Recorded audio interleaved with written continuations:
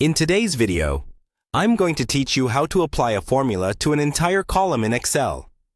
This is a really useful skill if you're working with large data sets and you don't want to waste time typing or copying the same formula over and over again. By the end of this video, you'll know a few quick ways to have Excel do that work for you, accurately and efficiently. Let's start with the basic idea. First, you always begin by writing your formula in the first cell of the column where you want the results to appear. For example, if you have numbers in column A and you want to multiply each one by 10, you might click in cell B2 and type something like equals A2 10. Once you've typed your formula, press Enter to confirm it. At this point, only that single cell will show the result. Now, to apply this same formula down the entire column, look for the small square in the bottom right corner of the cell you just filled. This is called the fill handle. Move your mouse over that little square until your cursor turns into a thin black plus sign.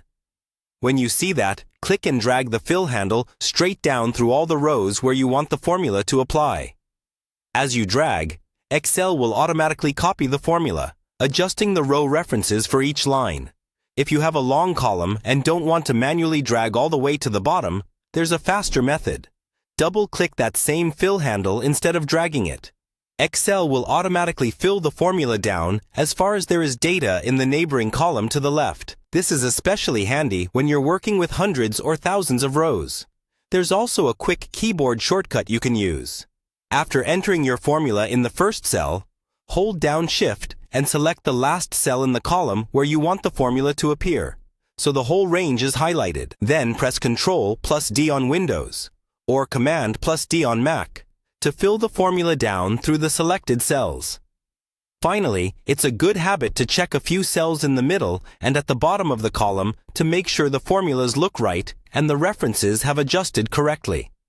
If something doesn't look right, undo, fix the first formula, and fill it down again. And that's how you quickly apply a formula to an entire column in Excel.